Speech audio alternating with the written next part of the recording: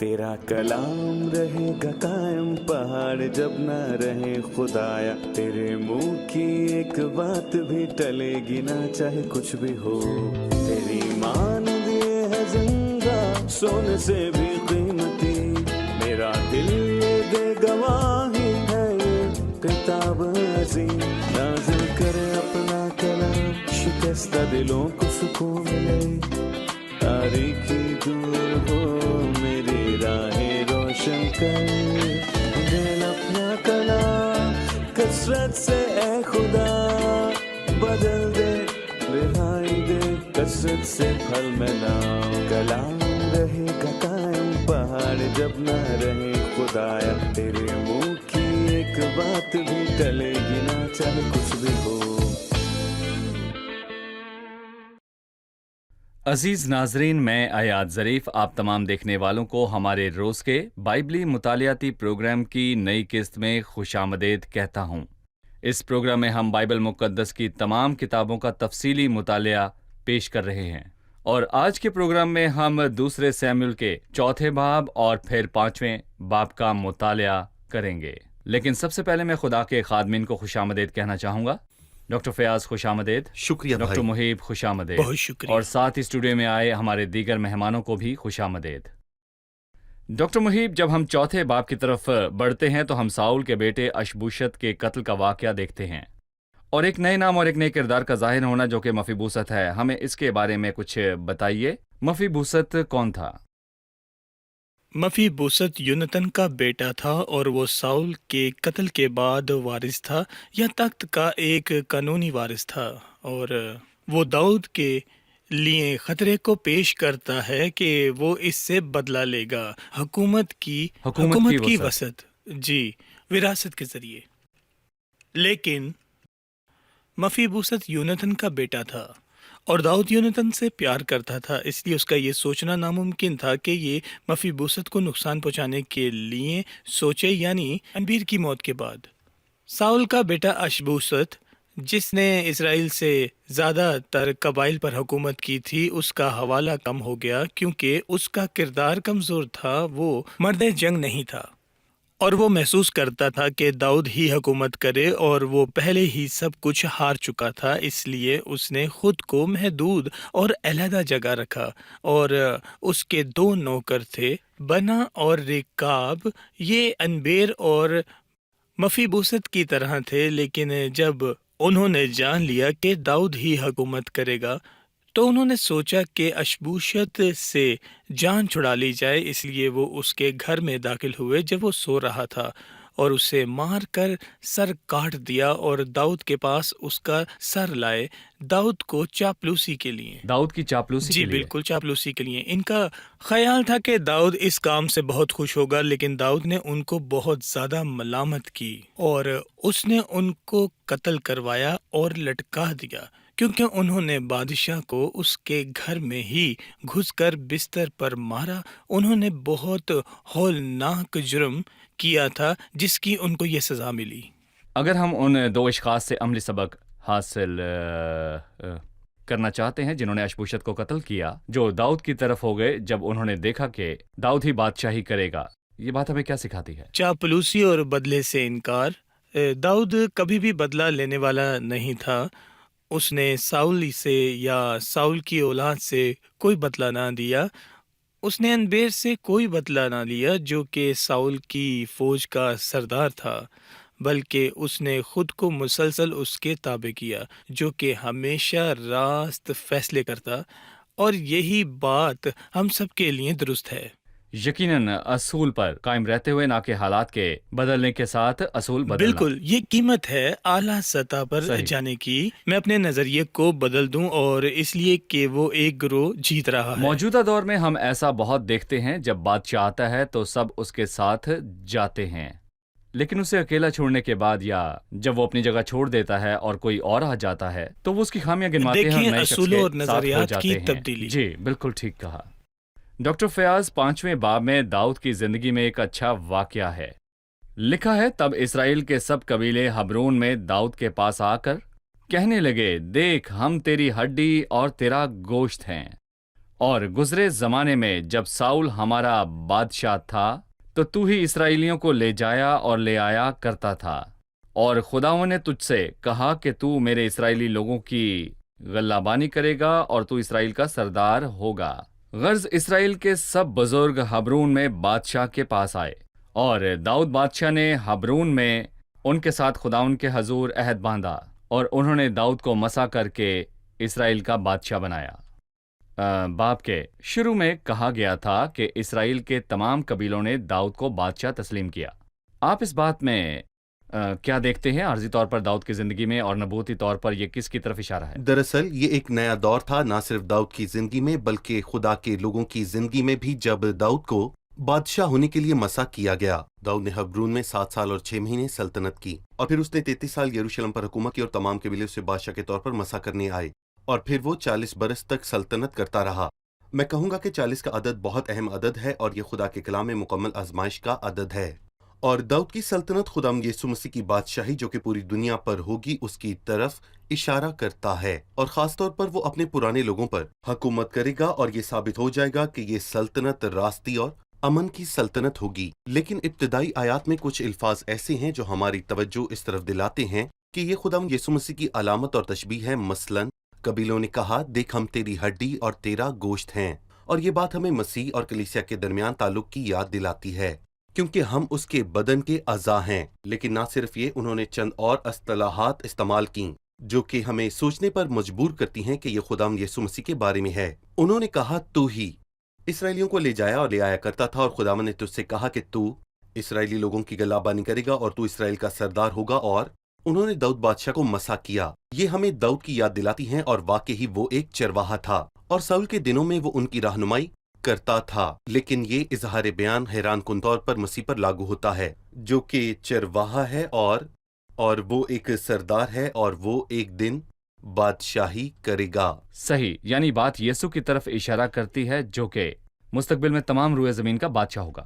ہم ایک وقفہ لیں گے اور پھر مہمانوں کے سوالات کے ساتھ حاضر ہوں گے۔ ناظرین، ایک وقفے کے بعد دوبارہ حاضر ہوں گے، ہمارے ساتھ رہیے۔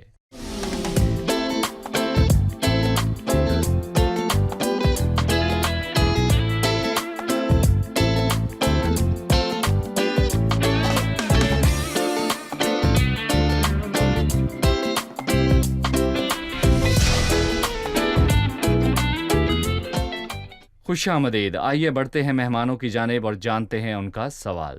جی، کس کا سوال ہے؟ سوال کیجئے۔ میرا سوال ہے، جی، ہم نے 5ویں باب میں پڑھا کہ اسرائیل کے تمام قبائل حبرون میں آئے اور داؤد کو بادشاہ کے طور پر مسا کیا، اور وہ پہلے 2 مرتبہ بادشاہ کے لیے مسا کیا گیا، پہلے سیموئیل کے 16ویں باب میں اور دوسرے سیموئیل کے 2 باب میں۔ لہٰذا اس بات کا مقصد کیا ہے؟ یقیناً 3 مرتبہ۔ کیا یہ پہلی اور دوسری مرتبہ کافی نہ تھا؟ 3 مرتبہ مسا کرنے کا کیا مقصد ہے، یہ بتائیے۔ یقیناً ہم نے پہلے بھی یہ سمجھا ہے کہ مسا کرنے اور کسی کو کسی خاص کام کے لیے چننے کا کیا مطلب ہے، اور اس کے ساتھ کھڑا ہونا تاکہ وہ اپنا مقصد پورا کرے۔ پہلی مرتبہ خدا نے سیموئیل کو بھیجا کہ داؤد کو مسا کرے، کیونکہ میں نے اس کے بیٹوں میں سے ایک کو اپنی طرف بادشاہ چنا ہے۔ اور جب داؤد آیا، خداوند نے اسے بتایا، اٹھ اور اسے مسا کر، کیونکہ وہ یہی ہے، اور یہ بات واضح کرتی ہے کہ یہ خداوند کا انتخاب تھا کہ داؤد بادشاہی کرے، اور ایسا بادشاہ تھا جو کہ خداوند کا چناؤ تھا اور خدا کے دل کے وہ موافق تھا۔ 2 باب میں وہ بادشاہی کے تخت پر بیٹھے بغیر کافی عرصہ تک رہا۔ وہ بادشاہ کے طور پر مسا کیا گیا، لیکن اسے رد کیا گیا جب تک کہ ساؤل بطور بادشاہ زندہ رہا۔ جب ساؤل مر گیا تو اس کے بھائیوں نے اور یہودا کے لوگ آئے اور اسے بطور بادشاہ مسا کیا۔ اس طرح انہوں نے اس کو مسا ہونے کی تصدیق کی، اور وہ چنا گیا تاکہ خدا کی مرضی سے مقرر کیا گیا کہ اسرائیل پر بادشاہی کرے۔ یعنی مسا کیا جانا مسا کیے گئے شخص کی نقل تیار نہیں کرتا۔ دیکھیں، یہ بلکہ پہلے جی، مسا ٹھیک ہے۔ کی تصدیق ہے۔ وہ سب جانتے ہیں کہ یہ خدا کا انتخاب ہے، اور اس کی تاریخ گواہ ہے کہ اگرچہ جب اسے رد بھی کیا گیا، اس نے خداوند کے لوگوں کو بچایا اور خداوند کے لوگوں کی خدمت کی اور ان کا خیال رکھا۔ 2 باب میں یہودا کے لوگوں نے اسے مسا کرتے ہیں، اور اشبوشت اور انبیر کی موت کے بعد اسرائیل کے تمام قبیلے اور اسرائیل کے تمام لوگ جمع ہوئے، اور داؤد کو تمام لوگ اور اسرائیل کے بادشاہ کے لیے مسح کیا گیا۔ 5ویں باب میں ہم دیکھتے ہیں، اور میں اسے خداوند یسوع مسیح کی عدالت کے طور پر دیکھتا ہوں۔ یہ ذکر کیا گیا تھا کہ اسے 3 مرتبہ مسح کیا گیا تھا۔ بتائیے وہ کیسے؟ پہلا مسح امثال اس کے 8ویں باب میں ازل سے یعنی ابتدا ہی سے مقرر ہوئی۔ اس سے پہلے کہ زمین تھی۔ یسایہ اس کا 61 باب میں خدمت کے لیے مسح کیا گیا۔ خدا کی روح مجھ پر ہے، کیونکہ اس نے مجھے مسح کیا تاکہ میں حلیموں کو خوشخبری سناؤں۔ اس نے مجھے بھیجا ہے کہ شکستہ دلوں کو تسلی دوں، قیدیوں کے لیے رہائی اور اسیروں کے لیے آزادی کا اعلان کروں۔ اور تیسری مرتبہ بادشاہی کے لیے مسح، اور ہم اسے زبور 2 میں دیکھتے ہیں، میں تو اپنے بادشاہ کو اپنے کوہ مقدس سیون پر بٹھا چکا ہوں۔ یقیناً ہم اپنے ناظرین کو بتاتے چلیں کہ امثال 8 میں اور زبور اور یسایہ میں دیکھتے ہیں تو ہم خصوصی طور پر لفظ مسیح کو دیکھتے ہیں، تاکہ کوئی ایسا نہ ہو کہ ان حوالہ جات میں سے اس لفظ کی تلاش کرے اور سوچے کہ ہم نے اس کے تعلق سے کیا کہا ہے، کیونکہ پرانا عہد نامہ اور اس کی علامات اور پیشن گویا مسیح کا نشان ہے یا مسیح کی طرف اشارہ کرتی ہیں۔ لفظ مسیح کا مطلب ہے کہ مسح کیا گیا، مقرر کیا گیا، چنا ہوا، جس کی مدد کی گئی۔ پطرس نے اس کے بارے میں کہا ہے کہ خدا نے یسوع ناصری کو روح القدس اور قدرت سے کس طرح مسح کیا۔ وہ بھلائی کرتا اور ان سب کو جو ابلیس کے ہاتھ سے ظلم اٹھاتے تھے شفا دیتا پھرا، کیونکہ خدا اس کے ساتھ تھا۔ جب اس نے یہودا پر سلطنت کی تو پہلی مرتبہ میں دیکھتا ہوں یہ اس کی سلطنت کا عکس ہے جو کہ اسرائیل پر ہے، جسم کے اعتبار سے، جسم کے اعتبار اور یہ سے۔ مستقبل میں ہے۔ اور یہ مستقبل میں ہے، یقیناً وہ اسرائیل پر بادشاہی کرے گا، اور پھر جب تمام لوگ اسے مسح کریں گے اور بادشاہ بنائیں گے تو یہ اس کی پوری دنیا پر بادشاہی ہوگی۔ اس روز ایک ہی خداوند ہوگا اور اس کا نام واحد ہوگا، یقیناً۔ تمام اہل زمین پر ایک عظیم یہ بادشاہ۔ الفاظ مسیح اور اس کی سلطنت کے لیے ہیں جو مستقبل میں اپنے لوگوں یعنی اسرائیل پر کرے گا اور تمام روئے زمین پر شاہ عظیم ہوگا۔ بالکل۔ ٹھیک ہے۔ ڈاکٹر فیاض، داؤد کو اسرائیل کے تمام قبیلوں نے مسح کیا۔ میں سوچتا ہوں اس نے کون سے اقدامات کیے کہ وہ بادشاہی کا نفاذ کرے اور اسے قائم کرے؟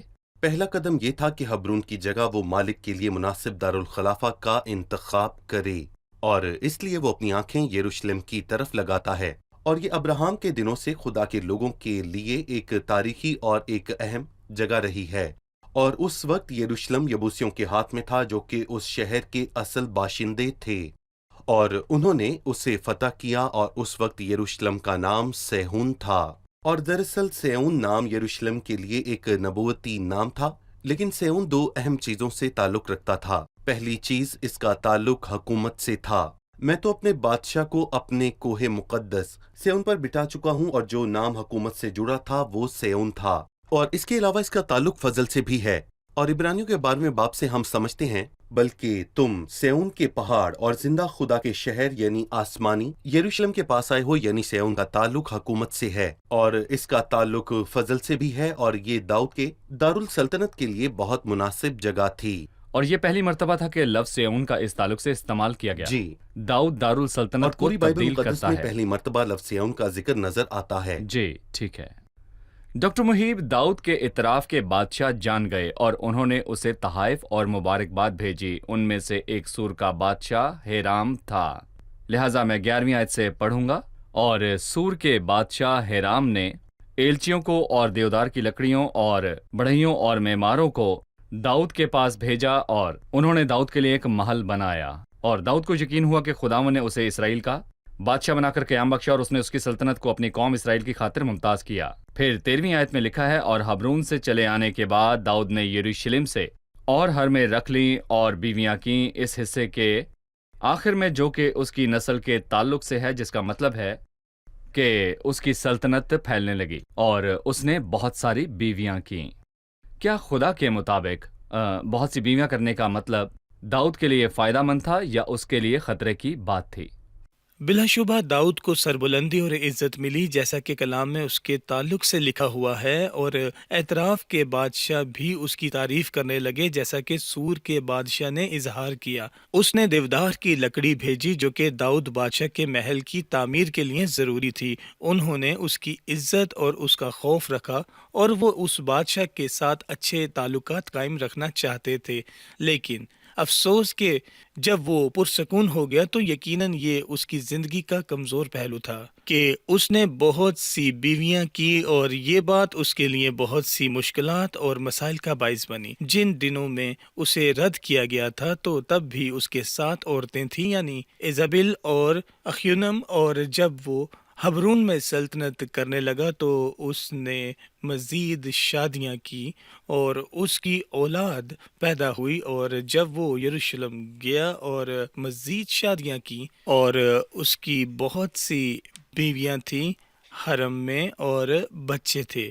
بلا شبہ یہ خدا کا ارادہ نہ تھا، اور تشنا 17 باب میں حکم واضح تھا کہ بادشاہ بہت سی بیویاں نہ کرے، لیکن داؤد کی زندگی میں یہ ایک کمزور پہلو تھا۔ تو بھی کلام میں داؤد کے 2 اہم بچوں کا ذکر ہے جو کہ یروشلم میں پیدا ہوئے، ایک بیٹا ناتن اور دوسرا بیٹا سلیمان۔ یہ دونوں یروشلم میں پیدا ہوئے۔ داؤد کی تمام تر غلطیوں کے باوجود ان دونوں کا ذکر نئے عہد نامے میں بھی ملتا ہے، اور سیموئیل کی نسل سے مسیح پیدا ہوا، یعنی جسم کے اعتبار سے، اور وہ مریم کے شوہر یوسف کا پردادا تھا، اور جی ناتن کی نسل سے جو کہ سلیمان کا بھائی تھا مقدس مریم پیدا ہوئی، اور یہ دونوں داؤد کی نسل سے تھے۔ مریم یا یوسف دونوں کی طرف سے جسم کے اعتبار سے مسیح داؤد کی نسل سے پیدا ہوا تھا۔ تاکہ وہ قانونی طور پر تخت کا وارث ہو۔ بالکل۔ ٹھیک ہے، ہم ایک وقفے کے بعد مہمانوں کے سوالات کے ساتھ پھر حاضر ہوں گے۔ ناظرین، ایک وقفے کے بعد دوبارہ حاضر ہوں گے، ہمارے ساتھ رہیے۔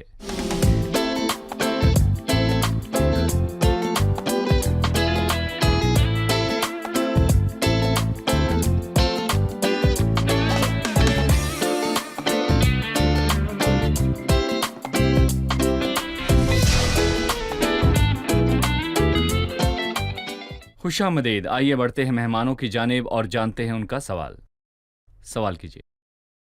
یبوسی کون تھے اور ان کے الفاظ داؤد کے لیے کیا معنی رکھتے تھے؟ جب تک تو اندھوں اور لنگڑوں کو نہ لے جائے یہاں نہیں آئے گا۔ جی، ہم جاننا چاہتے ہیں کہ یبوسی کون تھے، اور یہ کہ ان کے الفاظ داؤد کے لیے کیا معنی رکھتے تھے۔ یبوسی ان 7 لوگوں میں تھے جب خدا کے لوگ وعدے کی سرزمین میں داخل ہوئے، اور خداوند نے یشوع کو حکم دیا کہ ان کو تباہ کرے اور اس ملک سے نکال دے، لیکن افسوس کہ خدا کے لوگ انہیں نکالنے میں ناکام رہے، اور ان کے نام کا مطلب ہے پاؤں سے کچلے گئے۔ اور یہ لوگ یروشلم اور سیون میں موجود تھے اور وہاں رہتے تھے، اور اس کا ایک نبوتی مطلب ہے کہ یروشلم غیر قوموں کے ہاتھوں پامال ہوتا رہے گا جب تک کہ مسیح آ کر سلطنت نہ کرے۔ لیکن ان الفاظوں کا مطلب جو انہوں نے داؤد سے کہے جب داؤد وہاں قدم جمانا چاہتا تھا، جو کہ یروشلم کا سب سے اونچا حصہ تھا، انہوں نے تمسخر سے کہا کہ وہاں نہیں آنے پائے گا، اور کہا کہ ہم اس کا دفاع نہیں کریں گے اور نہ ہی اپنے جنگجو آدمی وہاں بھیجیں گے۔ ہم لنگڑوں اور اندھوں کو وہاں رکھیں گے اور تم اندر آ نہیں پاؤ گے جب تک کہ تم پہلے اندھوں اور لنگڑوں کو شکست نہ دے دو۔ اسی لیے وہ داؤد کا تمسخر اڑانے لگے، اور اسی لیے وہ سیون پر حملہ کرنا نہیں چاہتا تھا، اور اس وقت تک لشکر کے لیے کوئی سردار مقرر نہیں کیا گیا تھا۔ اس لیے اس نے کہا وہ نالے کو جائے، اور وہ منصوبہ تیار کرتا ہے کہ وہ اپنے فوجیوں کو بھیج کر اس قلعے کو لے، یعنی اپنے فوجیوں کو نالے سے گزارے جو کہ اس قلعے کے لیے خوراک کی فراہمی تھی، اور اس نے کہا جو کوئی یبوسیوں کو مارے وہ نالے کو جائے اور ان لنگڑوں اور اندھوں کو مارے جن سے داؤد کے جی کو نفرت ہے۔ یہاں وقفہ ہے، لیکن یہ وقفہ پہلی تواریخ کے 11ویں باب کی 6 آیت میں ختم ہو جاتا ہے۔ جو کوئی پہلے یبوسیوں کو مارے وہ سردار اور سپہ سالار ہوگا، اور یہ کون تھا؟ اور یہ وہ ہے جو فتح مند ہوگا اور فتح مند ہوا، اور حملے میں رہنمائی کی اور قلعے پر قبضہ کیا، اور یہ در حقیقت یوآب تھا، اور سیون کے اس قلعے کو فتح کرنے پر وہ سردار بن گیا۔ اس کے بعد اندھوں اور لنگڑوں سے داؤد کو نفرت تھی کیونکہ وہ اس کے تمسخر کا باعث بنتے تھے، لیکن اس کے بعد ہم نے دیکھا کہ داؤد نے فضل کا مظاہرہ کیا کیونکہ ان میں سے ایک سے وہ محبت رکھتا تھا، یعنی یونیتن کی خاطر، کیونکہ اس کا بیٹا تھا جو کہ لنگڑا تھا، اس لیے اس نے اس پر فضل ظاہر کیا، اگرچہ کہ داؤد کو اندھوں اور لنگڑوں سے بہت نفرت تھی۔ اور یہ سب مسیح کے تعلق سے ایک نبوتی عکس ہے، مثلا جس کا ذکر متی کے 21ویں باب میں ہے۔ جب وہ ہیکل میں داخل ہوا، اسے صاف کیا اور کاروبار کرنے والوں اور کبوتر بیچنے والوں کو نکال دیا، لیکن اندھے اور لنگڑے اس کے پاس ہیکل میں آئے اور اس نے ان کو شفا دی۔ لوکا 14 میں شادی کی ضیافت میں جب سب لوگ عرض کرنے لگے تو گھر کے مالک نے نوکروں سے کہا کہ جلدی شہر کے بازاروں اور کوچوں میں جا کر غریبوں، لونجھوں، اندھوں اور لنگڑوں کو یہاں لیا۔ یہ خدا کے فضل کا عکس ہے جو کہ بدترین لوگوں پر ظاہر ہوا۔ جن کی حقارت کی گئی خدا یسوع کے دور میں فضل نے ان کو قبول کیا۔ ڈاکٹر محیب، ان تمام واقعات کے بعد تمام فلسطینیوں نے داؤد کے بارے میں سنا اور اس کے خلاف منصوبہ بنایا اور اس کے مقابلے کو نکلے۔ 17ویں آیت سے لکھا ہے، اور جب فلسطینیوں نے سنا کہ انہوں نے داؤد کو مسح کر کے اسرائیل کا بادشاہ بنایا ہے، اور سب فلسطینی داؤد کی تلاش میں چڑھے اور داؤد کو مسح کر کے اسرائیل کا بادشاہ بنایا، اور فلسطی آ کر رفائیم کی وادی میں پھیل گئے۔ 19ویں آیت میں لکھا ہے، تب داؤد نے خداوند سے پوچھا، کیا میں فلسطینیوں کے مقابلے کو جاؤں؟ کیا تو ان کو میرے ہاتھ میں کر دے گا؟ خداوند نے داؤد سے کہا، جا، کیونکہ میں ضرور فلسطینیوں کو تیرے ہاتھ میں کر دوں گا۔ 22ویں آیت، کچھ عرصے بعد فلسطی دوبارہ آتے ہیں، اور فلسطی پھر چڑھائے اور رفائیم کی وادی میں پھیل گئے۔ اور جب داؤد نے خداوند سے پوچھا تو اس نے کہا، تو چڑھائی نہ کر، ان کے پیچھے سے گھوم کر توت کے درختوں کے سامنے سے ان پر حملہ کر۔ اس نے خداوند سے 2 مرتبہ پوچھا، ایک دفعہ کہا جا، دوسری دفعہ اس نے منع کیا۔ داؤد کی زندگی کی اس حالت کے بارے میں بتائیں۔ پہلی چیز کہ اس نے خداوند سے دریافت کیا اور خداوند نے اسے جواب دیا۔ جب داؤد سلطنت کرنے لگا تو اسرائیل اور فلسطینیوں کے درمیان دشمنی چلتی رہی، اور جولیت کے دنوں سے داؤد کے ساتھ فلسطینیوں کی شخصی دشمنی بھی رہی تھی۔ ساؤل فلسطینیوں پر کوئی فتح حاصل نہیں کر سکا، لیکن داؤد نے بہت سے فتوحات حاصل کیے، اور یہ اس لیے کہ داؤد مسیح کی علامت ہے، اور دشمن پریشان ہو جاتا ہے جب وہ مسیح کے جلال اور مسیح کی سلطنت کے بارے میں سنتا ہے۔ مرد خدا داؤد کے روحانی اقدامات بھی تھے، اسے سکھایا گیا تھا کہ کس طرح خداوند سے رفاقت کرنا اور فیصلے کرنا ہے، اور یہ ہم سب کے لیے ایک سبق ہے کہ ہم جلد بازی میں فیصلہ نہ کریں، بلکہ ہر مرتبہ خداوند سے رفاقت کریں۔ اے میرے خداوند، تو مجھ سے کیا چاہتا ہے؟ مجھے اپنی راہ پر لے چل، میں تیری مرضی کے سوا کچھ بھی نہیں چاہتا۔ خداوند یسوع اور پالوس کے درمیان پہلی ملاقات میں جب وہ راہ میں اس پر ظاہر ہوا اور کہا، اے خداوند تو کون ہے؟ اور ہر مرتبہ دیکر کی نسبت فرق بات تھی۔ ہر حالات میں اگرچہ یہ ایک جیسے ہی ہوں، مجھے خداوند سے پوچھنے کی ضرورت ہے۔ اور یہاں واضح ہے کہ داؤد نے خداوند سے دریافت کیا اور خداوند نے اسے واضح طور پر جواب دیا، اور 5ویں آیت کے بعد وہ خداوند سے دوبارہ پوچھتا ہے۔ یہ تقریباً پہلے معاملے کی طرح ہی تھا، تقریباً وہی حالات تھے، وہی دشمن تھے اور وہی معاملات تھے، لیکن اس نے گزشتہ مشورات پر بھروسہ نہ کیا اور اس نے خداوند سے دریافت کیا، اور اس مرتبہ جواب فرق تھا۔ اور یہ بات ہمیں سکھاتی ہے کہ ہم پرانی مشورات یا گزشتہ خیال پر بھروسہ نہ کرتے رہیں جو کہ خداوند نے مجھے دیا ہے اور کامیاب ہوا تھا۔ اور اس بات کے لیے خداوند اور اس کے درمیان فوری رابطہ بہت ضروری تھا کہ وہ اس دن اور حالات کے لیے خداوند کے خیالات کو جان لیتا۔ جی بالکل صحیح، شکریہ۔ اب ہم جانتے ہیں کہ مہمانوں نے آج کیا سیکھا۔ یہ بتائیے کہ ان 3 مواقعوں میں ہم کیا دیکھتے ہیں جب داؤد کو مسح کیا گیا؟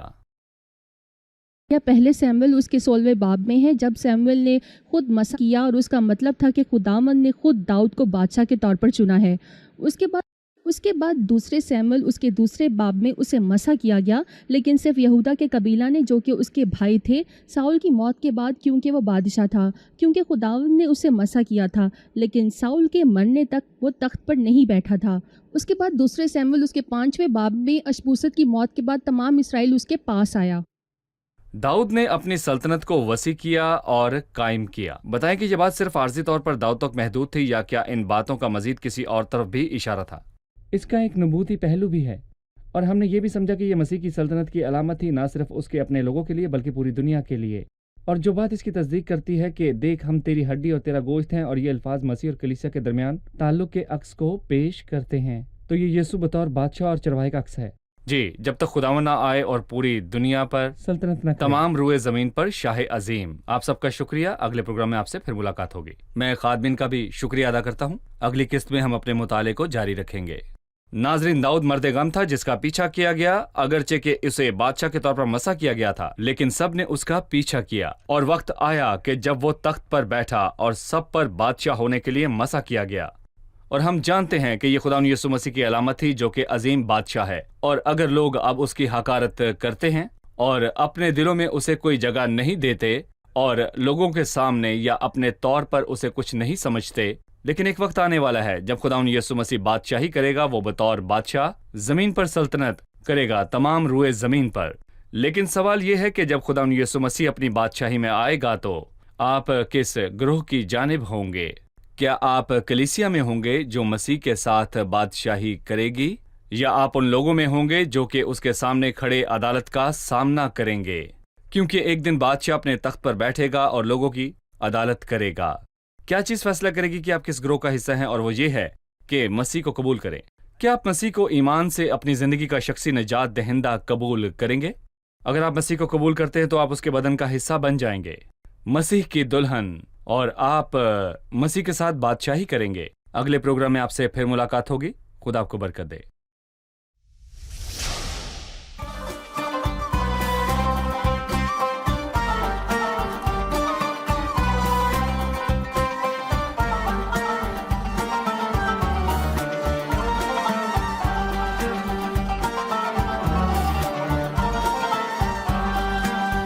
أروح لمين غيرك يا يسوع وإنت ربي وحبيبي؟ أروح لمين غيرك يا يسوع وإنت ربي وحبيبي؟ أنت اللي تمسح لي الدموع، أنت اللي تمسح لي الدموع، أنت دوائي وطبيبي، أنت حبيبي عزي نصيبي، أنت حبيبي عزي نصيبي. أروح لمين غيرك يا يسوع، وأنا ليا مين غيرك يا يسوع؟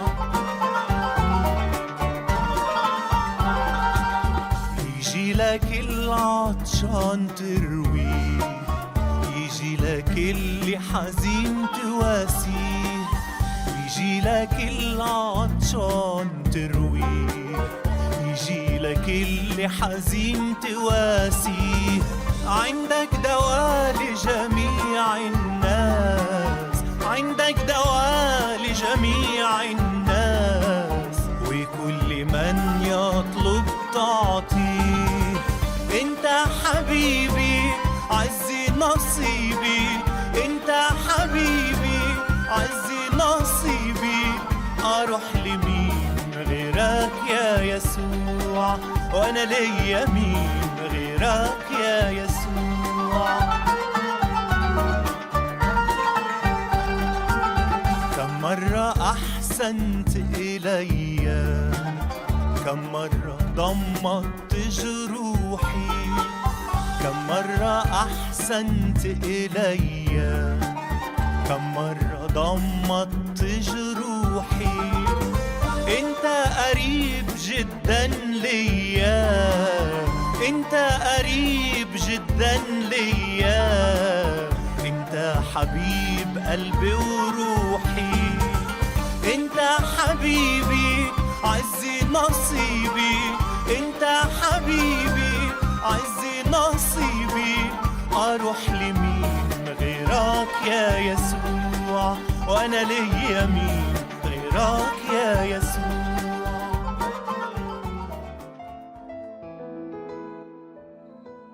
तेरा कलाम रहेगा कायम पहाड़ जब न रहे खुदाया, तेरे मुंह की एक बात भी टलेगी ना चाहे कुछ भी हो.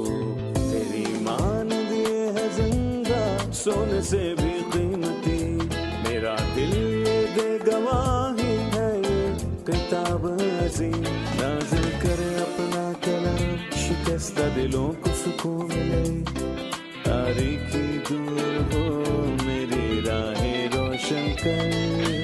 दिल अपना कलाम कसरत से ए खुदा बदल दे, रिहाई दे कसरत से फल मिलाओ. कलाम रहेगा कायम पहाड़ जब न रहे खुदाया, तेरे मुंह की एक बात भी टलेगी ना चाहे कुछ भी हो.